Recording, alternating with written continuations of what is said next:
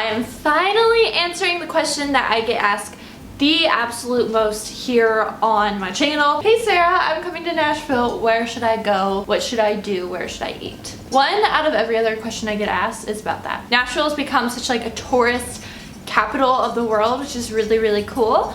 And I have all of the answers for you guys. But if you guys didn't know this already, I have a blog. I talk about it way too often. On my blog, I have an entire tab that says Nashville, and if you click it, it will like give you so much information. And I know a lot of you guys don't read my blog, but if you want that answer updated and everything, just check there. I spend a lot of time on that, so be sure you check that out. While you're at it, why don't you just go ahead and stick around by subscribing. All you gotta do is hit that like red button, and like even if you want to hit that little bell thing, which would be awesome, then you are notified every single time I post a new video. Let's go ahead and start talking about Nashville. I love that Nashville has become such a big tourist destination and there's so much to do and the city's growing so much. This video could be outdated in like 6 months because there's gonna be such crazy things. And the first question I'm going to answer for you guys is, where do I stay? There are a bunch of different areas of Nashville, and one of the amazing parts about coming to Nashville is it's all pretty small. So it's like a big city, but it's a small city. No matter where you stay, you're like 15 minutes from one end to the other. You don't have to stay downtown to be in the middle of everything because obviously there's the luxuries like Uber. I personally recommend renting a car if you're coming to Nashville. It just makes everything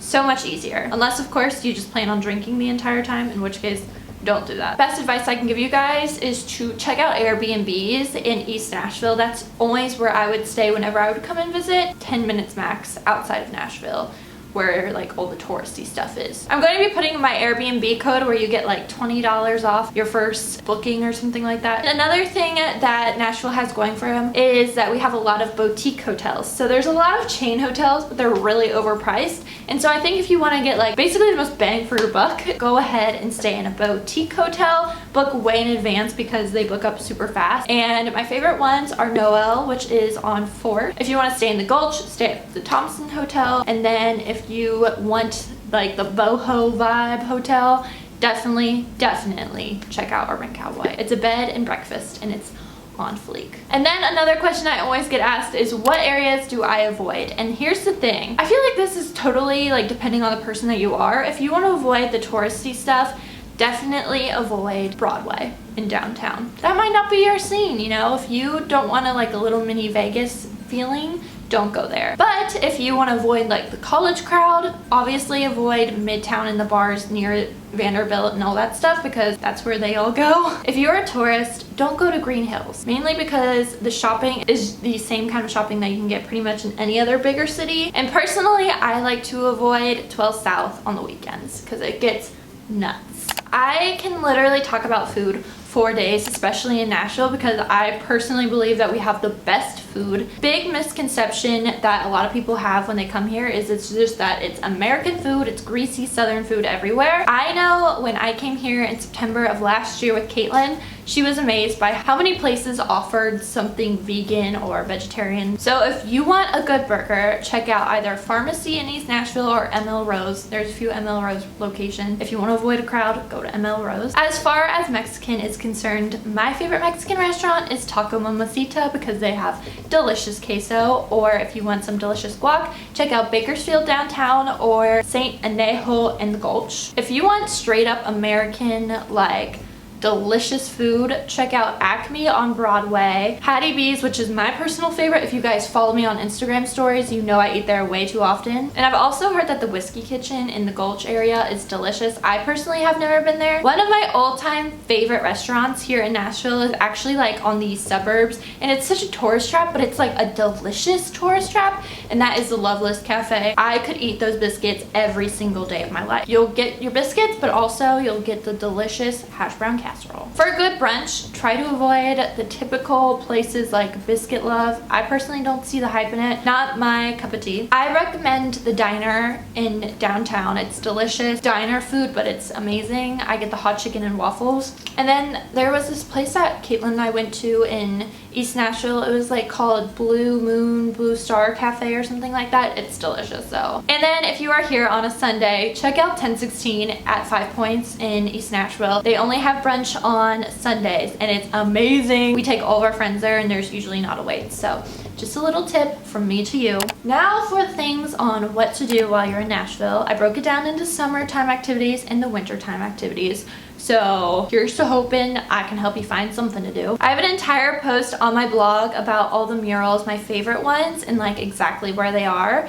And so if you want to check that out on my blog, I'm going to link it in the description box. It is very helpful, and I'm going to be doing an updated version soon. So stay tuned for that. So I mean, that's like just anytime, as long as you want to get your basic bitch on, rain or shine, no one can stop you from doing that. So I'm going to start with the winter stuff since it is winter time here. And obviously a Preds game is always a good idea. Hockey, it's really fun. Even if you're not a big hockey person, it's just a really fun environment, especially seeing how big like Nashville Pride is. And so I think it's always a really fun time, and I even enjoy it. So I'm not a big sporty person, but they have delicious food, including funnel cake. So, and there is a bar on Demumbrian in Midtown that actually has a bunch of like board games and stuff. I think it's like called 2-Bit or something like that. Check that out if you just want to fill your day with some drinks and some games and some good times. Nashville is also really known for their amazing coffee shops. I personally don't have a lot of recommendations because I don't really like coffee shops,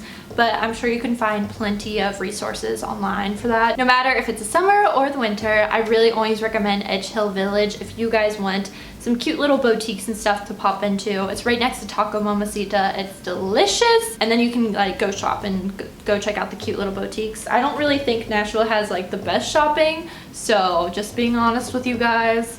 And now to talk about the summertime activities that I have picked out for you guys. First one being the baseball game. We have like a minor league baseball team here. I think it's called the Nashville Sounds. It's in Germantown, really close to Broadway. It's just a really fun atmosphere. You can like go to this certain area and play all these different games and like just drink and have a good time. I mean, that's really why people go to baseball games. Like, let's be real. I personally love a good photo op on the pedestrian bridge. Obviously, it's more fun to walk the pedestrian bridge when it's not 20 degrees outside, take it from my experience. And you can like check out that Nashville skyline from there and how it's evolving. It's crazy. And obviously you can check out the rooftop bars because Nashville has a ton of them. My personal favorite ones are at the Thompson Hotel, which is in the Gulch, and then also Acme, because Acme overlooks like the river and all of Broadway, so you get to see all the lights and you can get like that basic bitch photo op. And another bar that's also super fun in the summertime on the weekends is Pinewood Social. It's like in Sobro area, so Southern Broadway.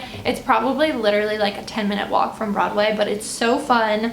They have a frosé that is delicious. Now, if you guys are visiting Nashville, my best advice I can give you guys is to not do Broadway both nights you're visiting, because Broadway is like a lot to handle. I mean, you might be into that. You might be here to have a good time at the honky tonks, but there's just so many different bars. If you're coming to visit and you really want the whole like true Nashville scene, I would definitely recommend obviously hitting up the honky tonks, but there's so many bars in 5 Points in East Nashville that are super fun. And there's also a lot of bars on Demumbrian in close to Music Row that are really awesome. I know a lot of Nashville natives are gonna be like, why is this bitch giving advice on where to go in my city? But I'm just doing my best. I want to spread that Nashville love, and I hope you guys enjoyed this. I'm like getting super thirsty from talking so much. I hope you guys enjoyed this video. If you did, be sure you stick around by subscribing. Let me know in the comments below if you've been to Nashville, what you did, or if you're planning a trip to Nashville soon. I would love to know. Honestly, I go to all these places I mentioned to you before for the most part, and so you never know, you might see me there. Until next time, I'll talk to y'all later. Thank you for watching.